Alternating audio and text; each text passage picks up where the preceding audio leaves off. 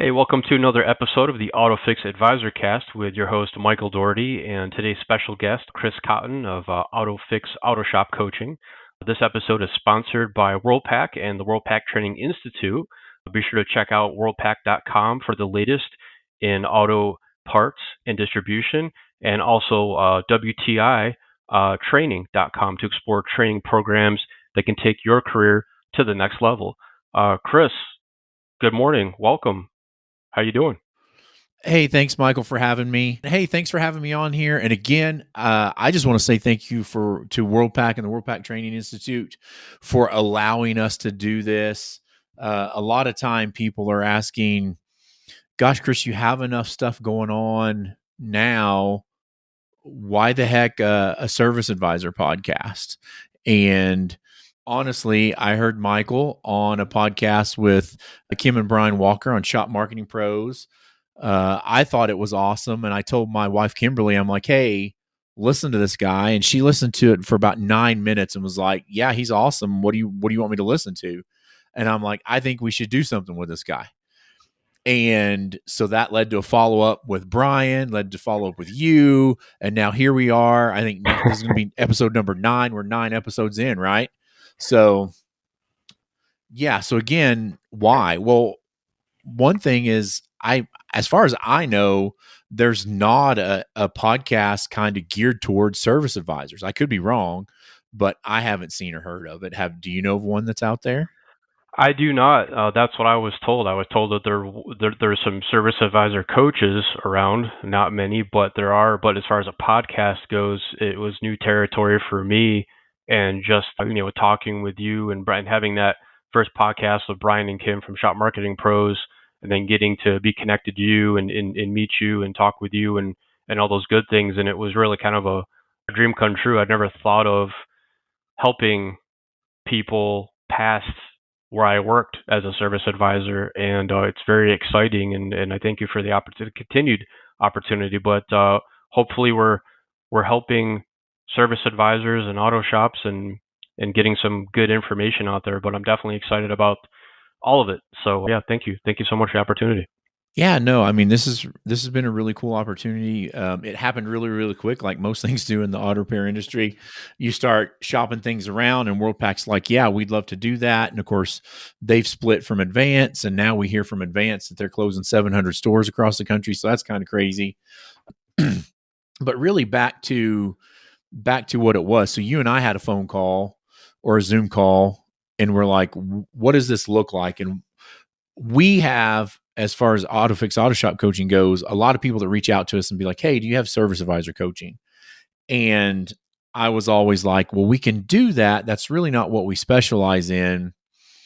And my take on service advisor coaching has always been that it's been fairly expensive, which, I mean, in order to get better, you pay a coach, you have to pay for their time, but there's got to be an alternative to finding a better way to coach. And so, kind of the way we talked it out and the timeline was let's start the podcast. Let's see what happens. Let's develop a plan, which we're in development now. We're doing the beta testing on. And then after we're done with the beta testing, we see what we need to fix, what we need to get rid of. And then we offer service advisor coaching, hopefully at a fair, affordable rate to others in the industry. So that's like my overall plan, and that's kind of like what we've talked about. And so, just with the weekly blitz with Chris Cotton, the best way to get out to everybody is to do a podcast and just start and go. So, that's kind of what we're doing and why we're doing it, I feel. I very much think that is a solid plan, and looking forward to getting more involved as things progress. Up until this episode, I've been doing solo episodes and have been trying to come up with good content, positive content that I feel that will be relatable to service advisors nationwide, whoever's listening.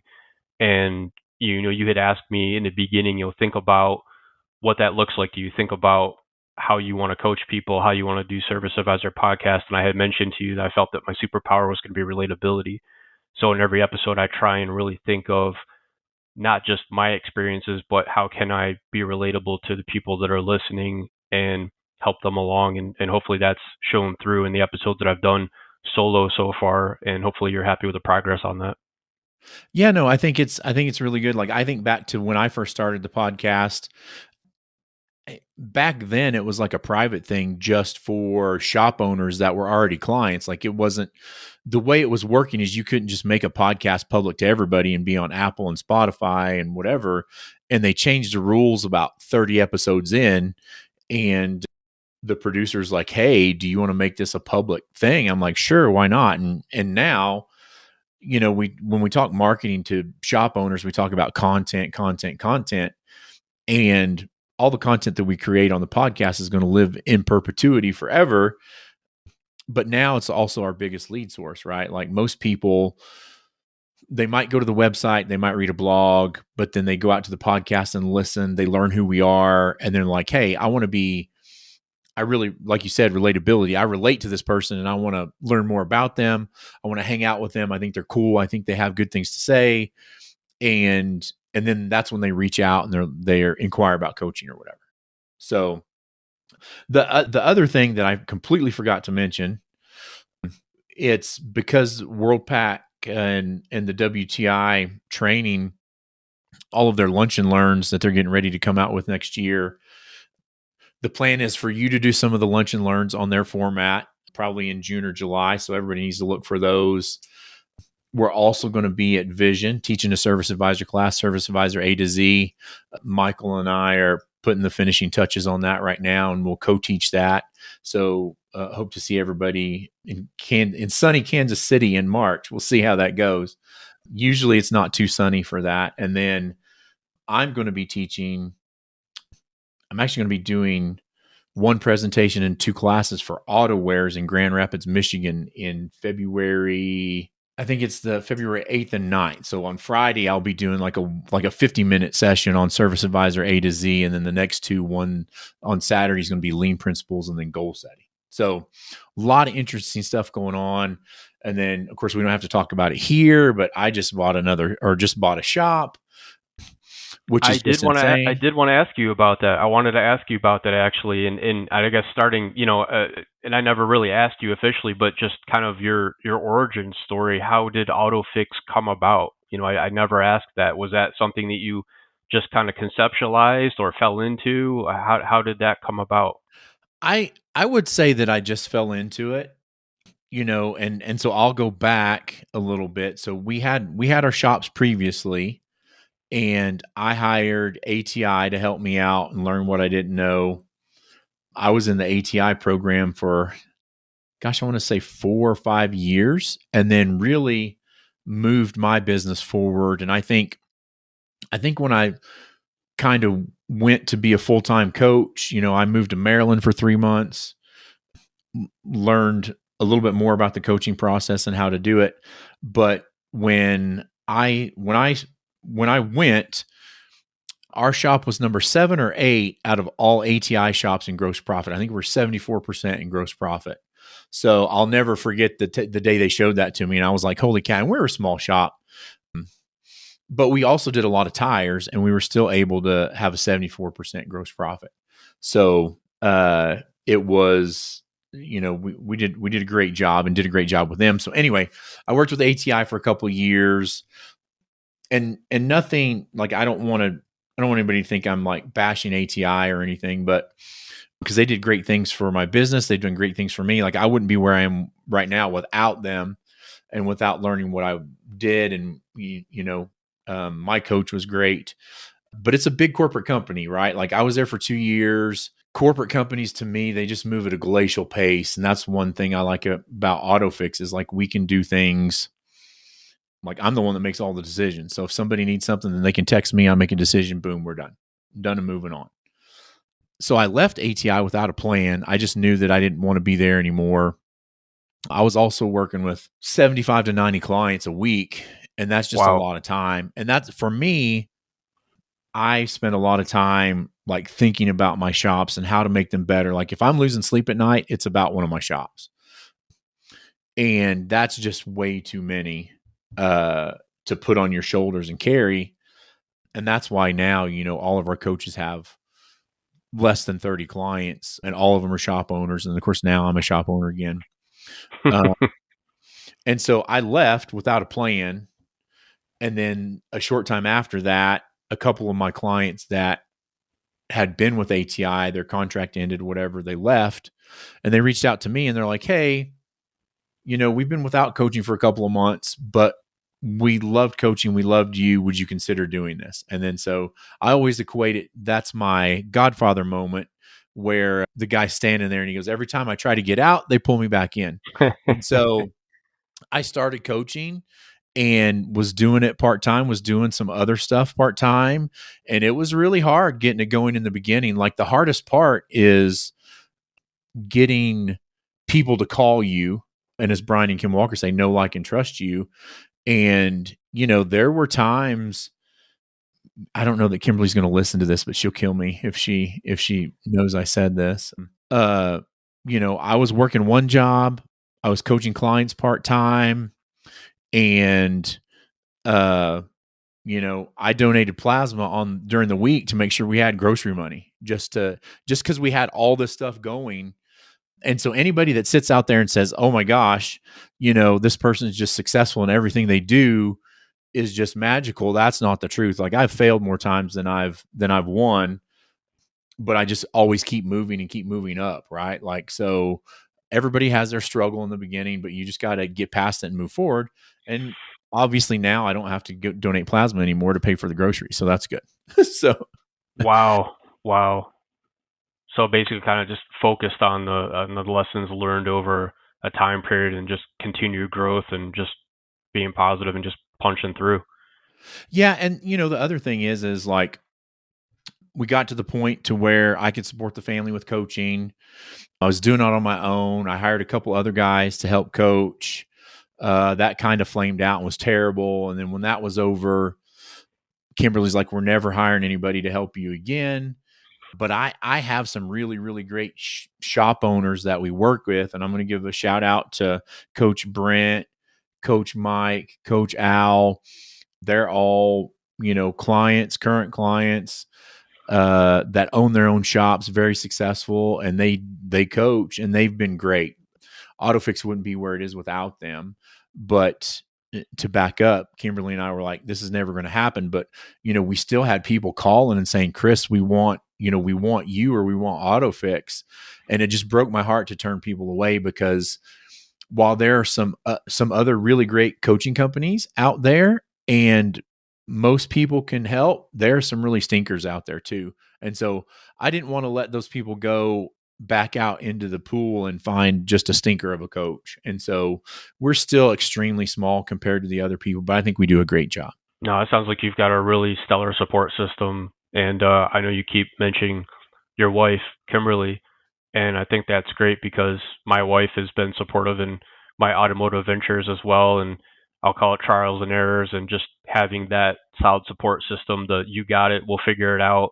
I've been there with the having the PB and J, not plasma donation, but there's been some very tight times in my life, and I've looked at her as kind of like and she's like, just keep going, we'll figure it out. And having somebody that's I would call it like a ride or die partner is awesome. So I'm glad that you guys have that relationship with one another. That's super important. And how did you and WorldPack kind of connect? Where did that relationship grow from? Actually, I was in California. I don't remember why I was in California, but I was at a business development group meeting. It wasn't because Napa's known for their BDG meetings, but it wasn't hosted by Napa. It might have been hosted by WorldPack. I don't know. This is in Los Angeles, of all places. I consider myself a country mouse. I like to go to the city, but I don't like to stay a long time. But at the time, to rewind back, at the time, our family was traveling full time in an RV. And so we were staying in California. And I had made, I think, like a 1-day trip down to Los Angeles. And it must have been WorldPack somehow. I don't know how I got invited to it. But I spoke at this group of WorldPack vendors, and there was somebody there. His name starts with T. He doesn't work for WorldPack anymore. I can't remember his name. that saw or listened to me and heard me talking to other shop owners there. And he's like, man, we should really be doing something with you. And I'm like, okay, just let me know. And then so he kind of threw my name a couple of levels up from me, or up from him in World Pack. And then so I started in-person training um in 2019, right before COVID. And so I was doing training for World Pack then, and then COVID happened. I think the last class I taught was in Sacramento, California, and then COVID happened, so we didn't do anything. And then we've kind of evolved from there. I've done like an 8-hour blueprint for success class for shop owners. I taught at STX this last year, taught at STX 2 years before that. As far as I know, I'll be teaching at STX in 2026, which is going to be in Washington, D.C. at the Gaylord property there. That's where they were going to do it the COVID year. And so they recycled it back in. And my guess is you're probably going to be teaching a couple things there. So we'll see. No, that's awesome. Yeah. And then so this last time before STX, World Pack hired me to help organize and structure the training for the management side of STX. So I don't help with any of the technical training, but the management classes. They had almost 400 total classes this year. I think we had 83 or 85 management classes, and among those were like service advisor classes and things like that. So to sum it up, I mean, you really live, eat, and breathe this business. I mean, this isn't like a maybe I'll do it this day or maybe I'll think about what I mean. This is what you do. This is what you like to do. This is what you live, eat, and breathe this business. Yeah, absolutely. And so people all the time, and the weird thing is now I've got a shop, and if you'd asked me, Chris, would you ever own a shop again 4 or 5 months ago, I'd have been like, no, that's not where my heart and where my passion is, because I love training others. I love helping others. I love helping shop owners. I love helping you get, I know you've been in this industry forever, but kind of moving you along so that you can get out in front of the masses and share your expertise with everybody. I think that's huge as well.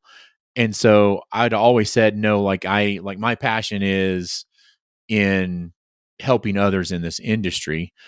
But the shop we bought, number one, it was a great buy. We did it right, and I'm there less than 7 hours a week, probably closer to 5 hours a week.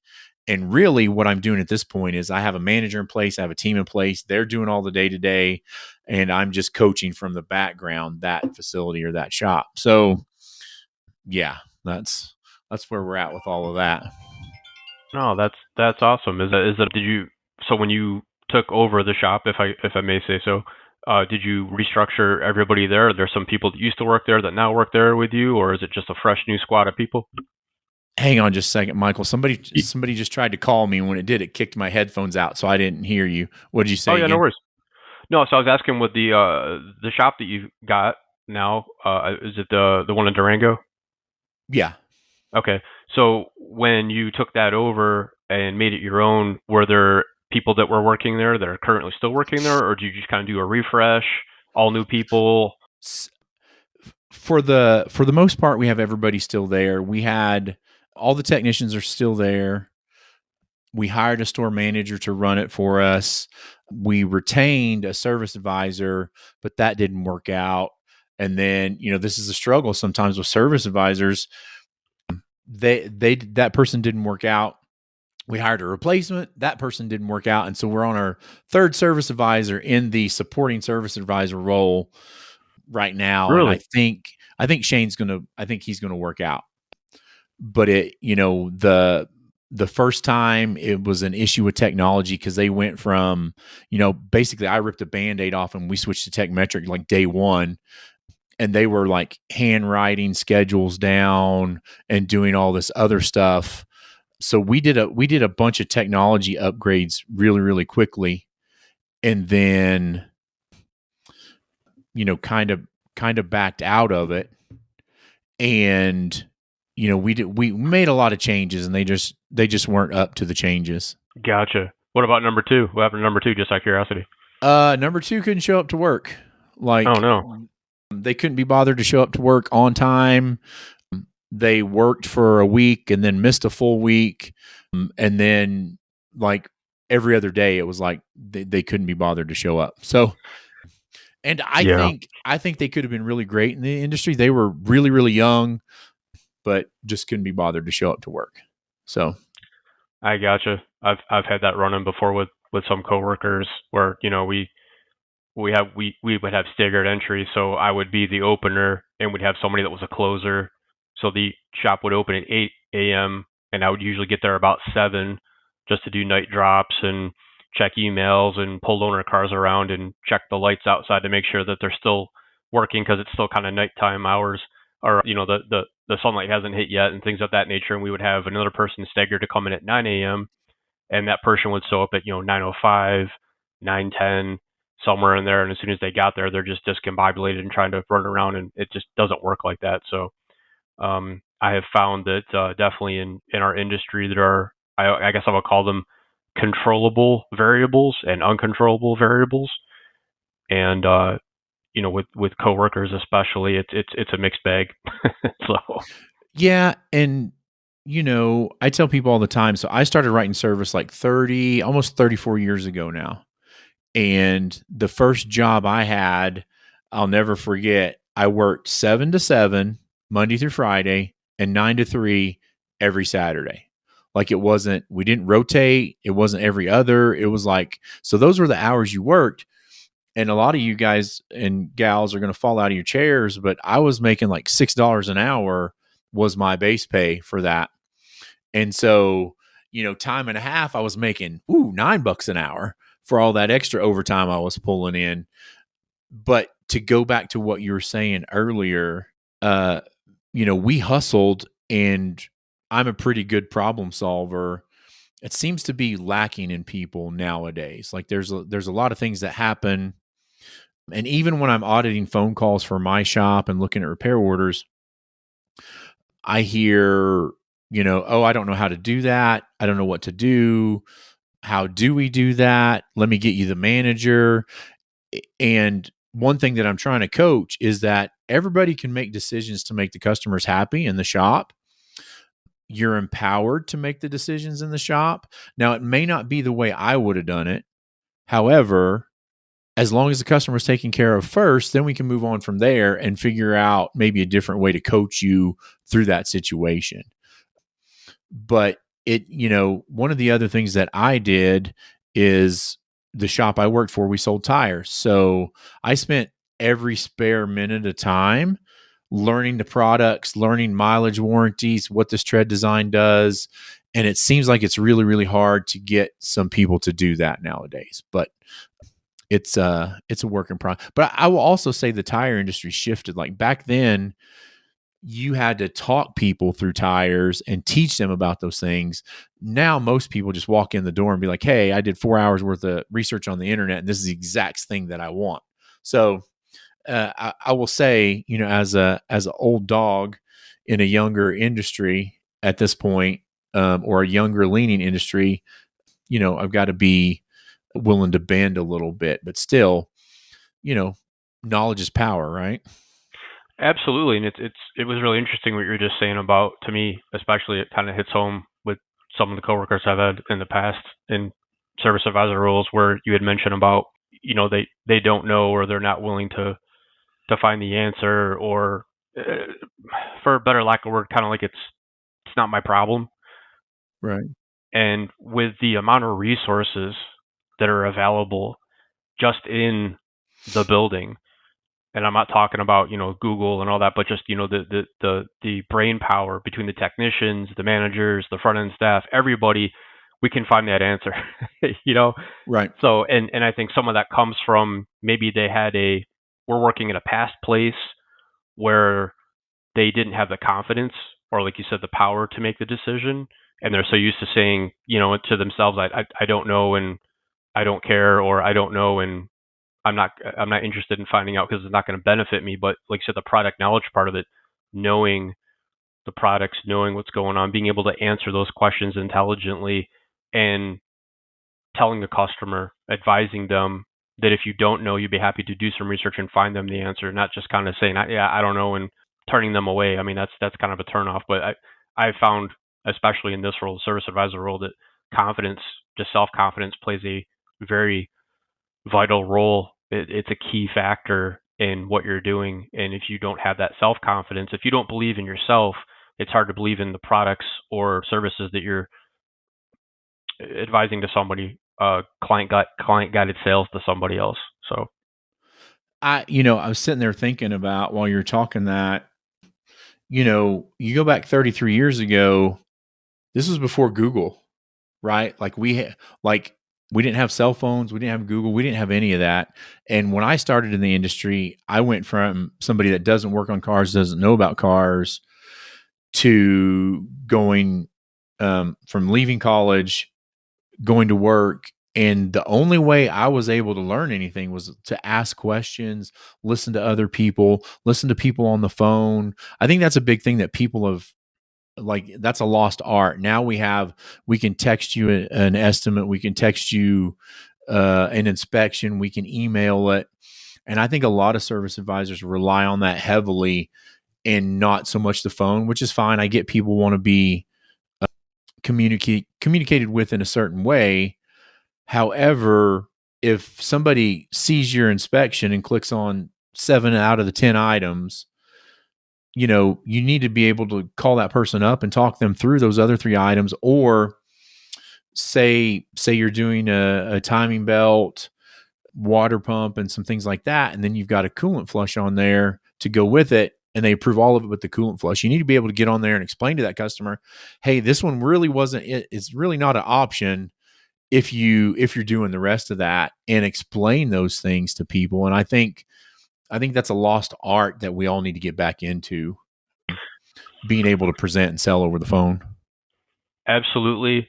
And I think a lot of people these days, they prefer the quick method on the client side, the text approval, the email approval. But from the service advisor standpoint, and I had mentioned to you earlier before I think we started the podcast about, there's the communication part of it, but there's also the are they understanding the comprehension part of it? Are they understanding what you're talking to them about, the reasons behind why it's recommended, and taking the time, making that phone call and saying, hey, do you have a moment?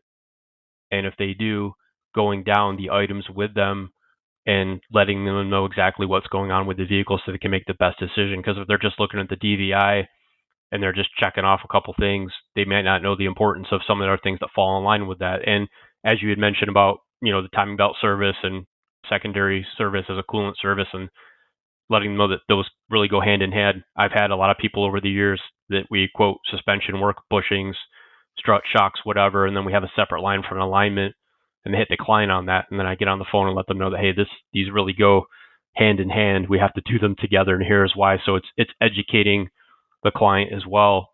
And for the ones that we do the phone calls with, it's more of I find more people wanting to participate in your services and do work because you're taking the time to really go over it with them, and they see that.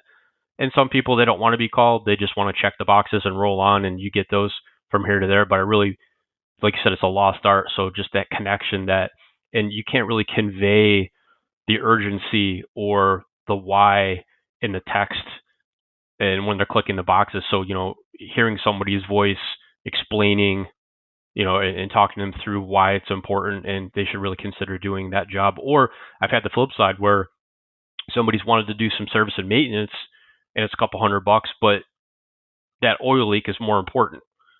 And letting them know that, let's really take that money that you're willing to spend on these other services and let's fix that issue first. That's a really important issue, so it doesn't affect other things going bad on your vehicle. And, had I have just gone, okay, cool, they want to do 3 or 4 maintenance jobs, let's do that. But I know they're not going to do the oil leak fix, and oh well, it's up to them, it's their car. No, you're the professional. You're the professional. You're there to guide them. You're there to let them, explain why it's important. And I have no problem telling people. I treat everyone like it's my mom's car, like it's my sister's car. That's how I go into the mentality of talking to them about their vehicle. Like, that's the importance to me, so that they understand when I'm saying that, like, this is my mom's car. Mom, you would have needed tires yesterday. Mom, I would have did these bushings tomorrow, 2 weeks ago. This is why. And when you start talking like that to people and it's genuine and they really see or hear the inflection in your voice, they kind of know you're serious. Like, this is really should be done. So the talking part is something that I do agree is lost and needs to get reconnected. Well, the big thing is you have to understand if you're just talking to somebody on the phone. Now, hopefully you've sent them an inspection with a picture on it so you can actually show them a picture. But when we're talking about selling over the phone, we're talking about what's your ability to paint a picture over the phone and explain something to somebody in real world day-to-day knowledge and not technical speak that you can explain something to. And I always tell people, if you're trying to tell somebody why their steering wheel or their brake pedal vibrates when they brake, then, you go into explaining like, hey, have you ever thrown a Frisbee before? And they're like, yeah. And you're like, hey, when you throw it, does it always go straight and true every time? Or sometimes when you throw it, it goes through there and it's just wobbling like that. And they're like, oh yeah, I do it most of the time and it's wobbling like that. And it's like, well, because whatever happened to your rotors are wobbling and it's causing this vibration through the rest of your vehicle and you're feeling it in your pedal or the steering wheel. And so you have to figure out a way to equate that to something that people know and understand in everyday language instead of saying, hey, the technician mic'd your rotors. It's got a bunch of hot spots that we're not going to be able to turn out, blah, blah, blah, blah, blah, blah, blah, blah, blah. Like, I have ADD, ADHD. If you don't tell me something in the first 15 seconds, you've lost me. And so most people don't understand any of that stuff. And so there's no need even talking to people about it. Like, explain it in the best terms, paint them a picture that they understand, and then go forward. Yeah, absolutely. I've had really good success with that, breaking it down to something that they'll understand, especially in the summertime with cabin filters. People really just don't understand the importance of cabin filters, or they've gone through a season and, asking them, hey, at the house that you live at or the apartment that you live at, your residence, those filters that you change out in your ceiling every couple months, it's the same thing, but for your car.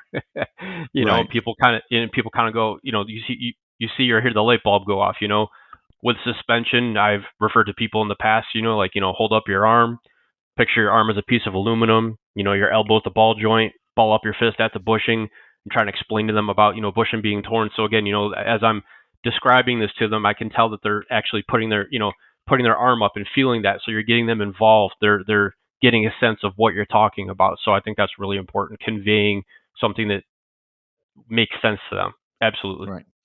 Well, and fuel induction service, be like, hey, have you ever had trouble breathing? Yes. Okay. So have you ever had a family member that's in the hospital and had to get a breathing treatment? Well, fuel induction service is a breathing treatment for your car. Like, it helps it breathe. Either, you're removing carbon, you're doing these other things. It helps get rid of the restrictions for the airflow.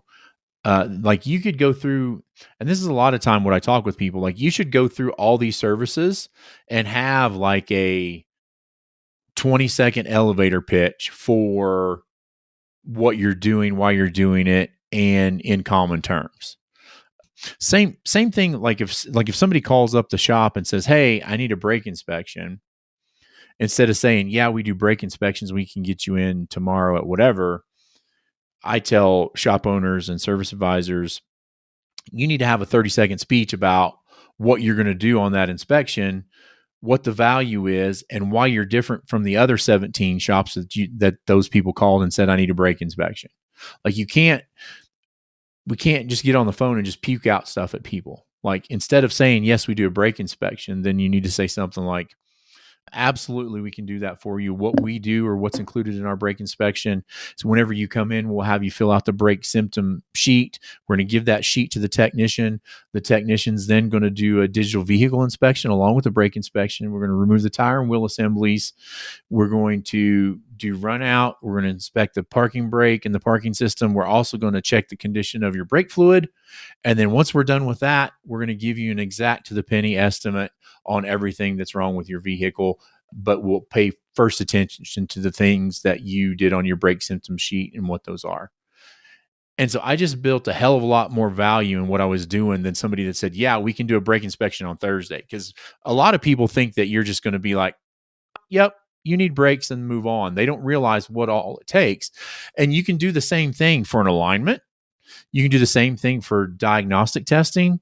You can do the same thing for a cooling system pressure test. Like everything you do for that, you can come up with that 30-second speech to be able to justify it over the phone on what you're going to do, why you're going to do it, and how you're going to do it. I really like what you just said about that, about the building value part of it, and that is something that's paramount, especially. And I totally agree.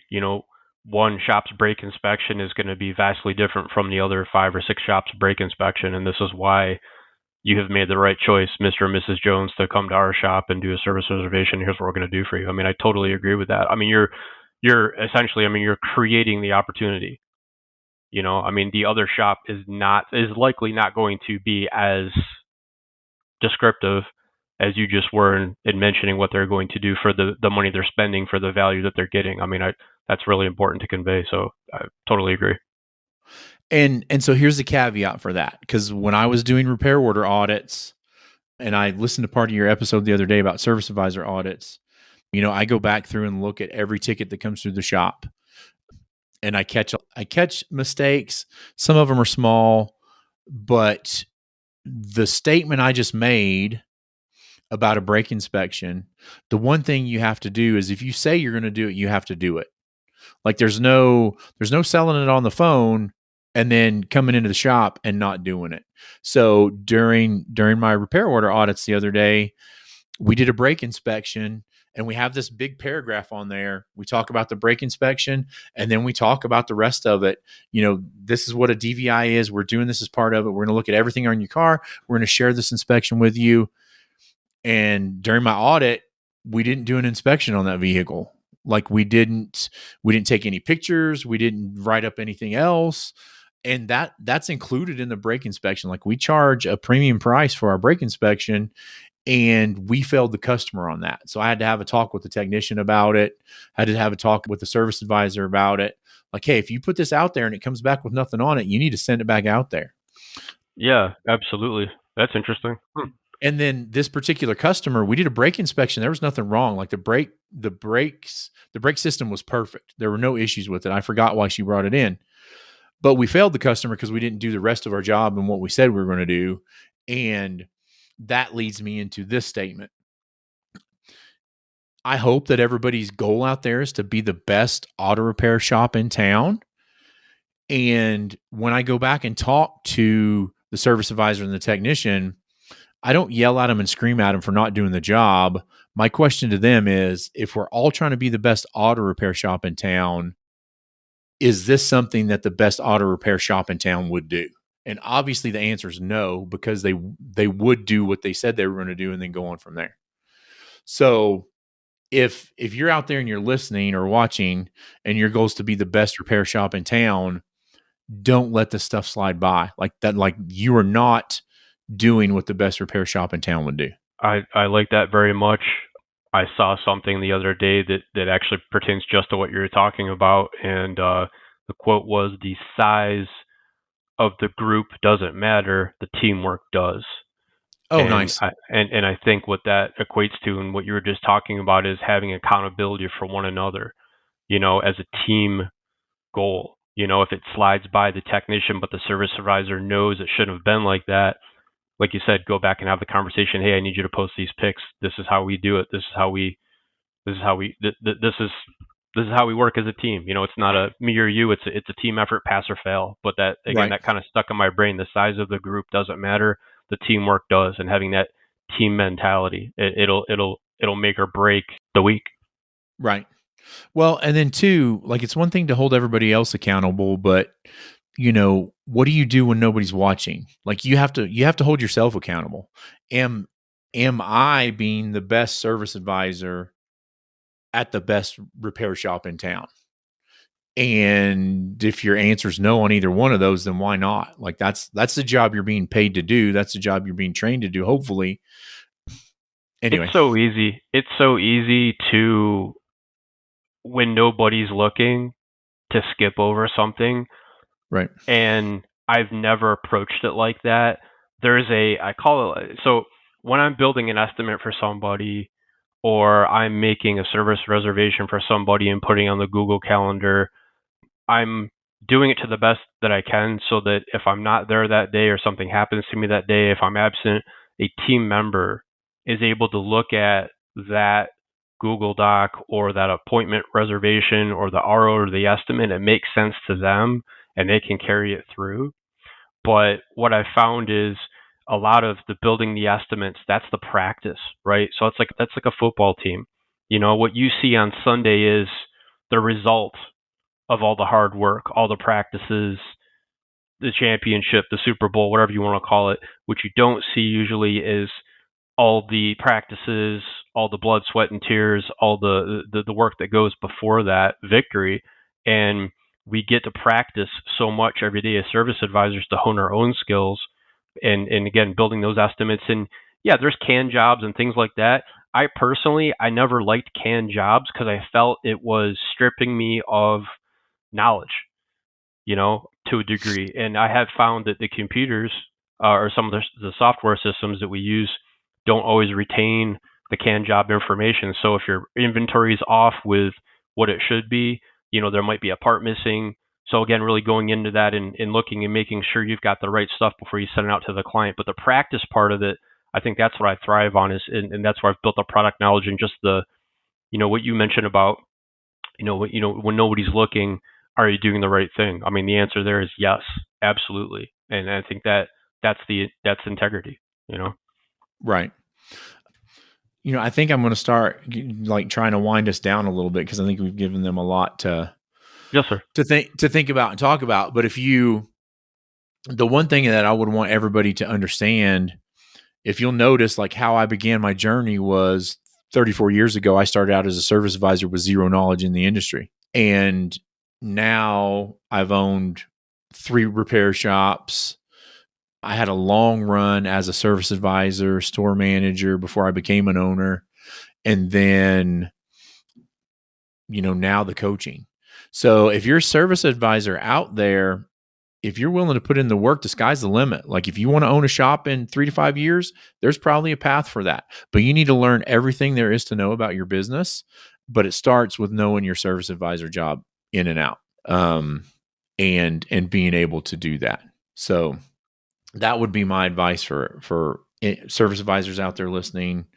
I don't know how many shop owners we have listening at this point, but the other thing as a shop owner, you should be willing to teach all your people how to replace you. Like, you might have somebody that wants to buy your shop out in 3 to 5 years. Teach them what an income statement is. Teach them why our margins have to be the way they do.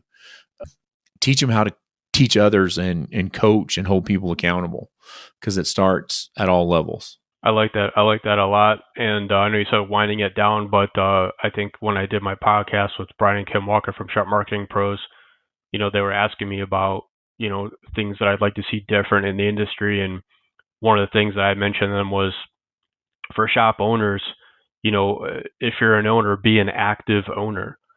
And if you're not able to designate somebody in the business to take care of the things that need to be taken care of on a daily basis, and if you're going to be there, be a leader. Be a leader. I think there's been a real change in the way people work with or for people, and the boss mentality is kind of dead. Especially in this industry. I mean, if be a leader, get in there with me, show me what's going on, show me how to do it, show me that you're there. I mean, that's how you gain the loyalty, especially from coworkers and clients and things like that. Is just being in the trenches and not just saying just do it because I said do it, but showing, proving. I mean, that's really important. So the shift from boss to leader, and I think a lot of places these days are gravitating more toward like the leadership part of it. So that's just my take on it. But No, I think that's a great place to end it. For we obviously have these 2 podcasts. I'm actually working on the 3rd podcast for whatever what's that reason. going to be about? It's going to be about technology in auto repair. So it's going to be like shop management systems, CRMs, marketing.